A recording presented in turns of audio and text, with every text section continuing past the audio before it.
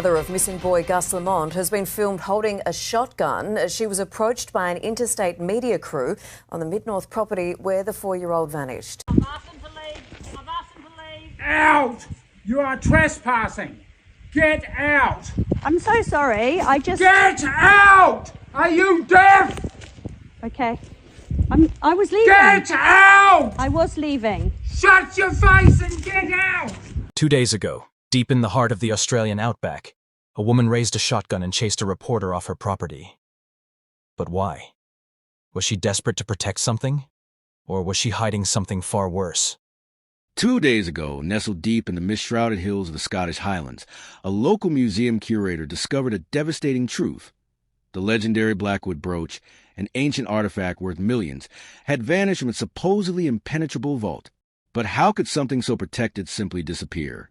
Was a sophisticated heist at play, or was the object's absence the first clue to something far more personal and venomous? 70-year-old Lady Elspeth Blackwood, the brooch's last lawful custodian, was found slumped in her study, unharmed but utterly bewildered. The immediate search quickly escalated into a national security nightmare. But the most unsettling detail? Nothing about this case should be possible. An unlocked vault, a disabled alarm system, a custodian who swears she saw nothing, and a high society family left grappling with betrayal they can't quite grasp. What truly happened to the Blackwood brooch? And why does it feel like the true nature of this crime is being hidden behind a curtain of old money secrecy? Thursday, October 16th, 2025. The rain began its slow assault on the ancient windows of the Blackwood estate, a rhythmic tapping that seemed almost deliberate, as if the storm itself were trying to get in. By morning, the sky hung low and gray, turning the manor's towering stone walls nearly black with damp. Inside, the air was thick with the smell of old books, polish, and tension. The Blackwood brooch, the family's most valuable heirloom, had been last confirmed secure at 10 p.m. the night before. It was kept behind glass within the estate's private museum vault, a temperature control room locked with a modern biometric system. The curator, a meticulous man by all accounts, had personally checked every sensor before retiring for the night. The log showed nothing unusual. No breaches, no alarms, no tampering. Everything appeared flawless. But by 8 a.m. the next morning, the brooch was gone. The glass case stood untouched, unbroken. The air around it disturbingly still. The heavy velvet cushion remained perfectly shaped, as though the jewel had simply dissolved into the air. No fingerprints. No signs of forced entry. Just an absence that felt deliberate and chilling. Panic moved quietly through the estate's corridors. The Blackwood family, bound by reputation and secrecy, did not call the authorities. Instead, they called in private security, whispering orders, closing doors, and instructing staff to say nothing. They combed through guest rooms, questioned servants, and double-checked every lock, all while trying to keep the matter contained. Minutes slipped into hours, and their silence became a decision. Perhaps one born of pride or fear, or something far more complicated. It wasn't until 3 p.m., when local constables arrived for a routine welfare visit, that the full alarm was finally raised. The officers found the household tense, the curator pale, and the vault still sealed, but empty. Questions surfaced immediately. Why the delay? Were they hoping to retrieve the brooch quietly, to protect the family name? Or was someone within the manor trying to control the story before the truth escaped? As the first forensic team began their work, the estate's grandeur seemed to close in on itself.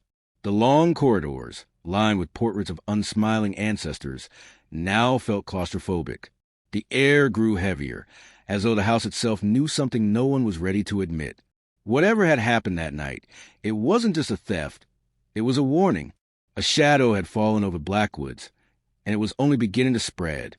Just 1 day earlier, in what witnesses later described as a shocking display of barely contained fury, Alistair Blackwood, the heir to the family estate, had forcibly removed a journalist from the property. The young reporter had been invited by no one, but he came politely, hoping to ask a few questions about the mysterious disappearance of the Blackwood brooch. What he encountered instead was something far more revealing than an interview ever could have been. According to accounts, Alistair's voice cut through the rain-soaked air like a blade. "I am asking you to respect our privacy," he snapped. his tone sharp and trembling. But it wasn't the tremor of grief. It was anger, cold, controlled, and oddly precise. The journalist, startled, tried to explain that he was only seeking clarification about the breach of security. But Alistair stepped forward, his jaw set, his hands balled into fists. "Get out! You are intruding!" he barked again, forcing the man back toward the gates. His words carried the weight of command, the kind that comes not just from wealth, but from generations of authority, the kind that doesn't tolerate questions. The incident left more questions than answers. Why such aggression? Why now? Some suggested Alistair was simply protecting his grieving mother, Lady Blackwood, from further distress. But others weren't so sure.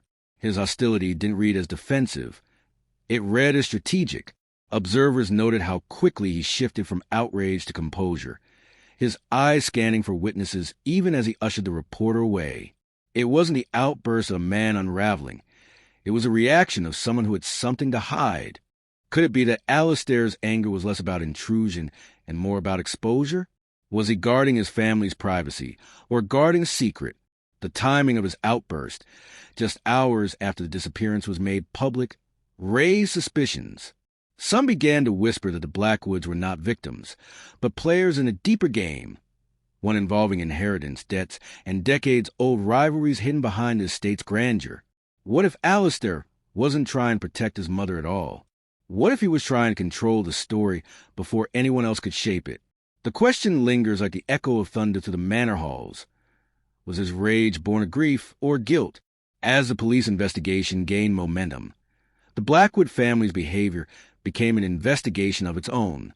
What began as a simple theft inquiry soon evolved into a psychological puzzle, one where every glance, every delay, and every contradiction hinted at something larger, something carefully hidden beneath the family's polished facade. It wasn't just Alistair's volatile outburst that drew attention. Investigators began noticing inconsistencies in Lady Blackwood's statements, small but telling cracks in her composed demeanor. At first, she denied the disappearance entirely, insisting that the brooch was still secure and that there had been a misunderstanding in the inventory logs. Then, hours later, when confronted with forensic evidence confirming the empty display case, she changed her story, claiming that she had only meant to avoid panic. That abrupt reversal raised every eyebrow in the room. Why delay the truth? What was she hoping to protect? The investigation or the family's reputation? Adding to the mystery was the family's sudden insistence on redirecting suspicion elsewhere. Lady Blackwood's legal counsel floated the name of an international jewel thief, a phantom figure rumored to have targeted European estates in the past. Newspapers ate up the story, but police quietly dismissed it as baseless. There was no sign of forced entry, no foreign fingerprints, and no movement on the international black market for items matching the brooch's description. The phantom thief narrative seemed more like a distraction than a lead, an attempt to pull attention away from something or someone much closer to home.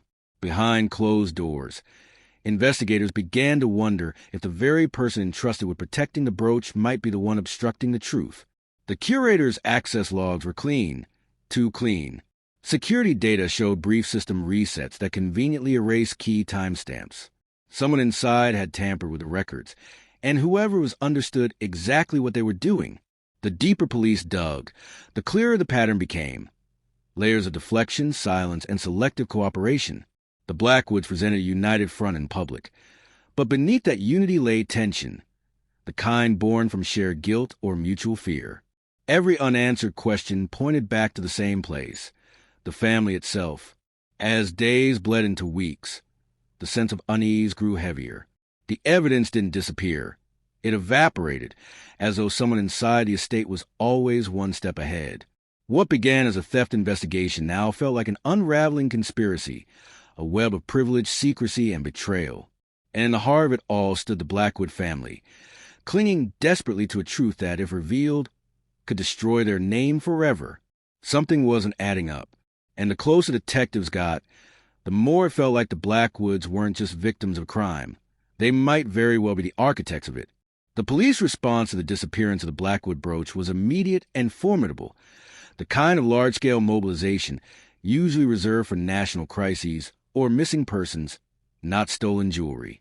Within hours, specialists descended upon the Blackwood estate, transforming its serene, aristocratic landscape into a maze of flashing lights, forensic tents, and cordoned-off pathways. Teams equipped with ground-penetrating radar swept the lawns and moorland, mapping every inch for signs of disturbed earth or hidden passageways. Sniffer dogs, trained to detect trace amounts of gold, silver, and rare minerals, combed through the manicured gardens and overgrown hedgerows. Overhead, helicopters cut through the highland fog, their searchlights slicing across the estate's vast expanse like blades of interrogation.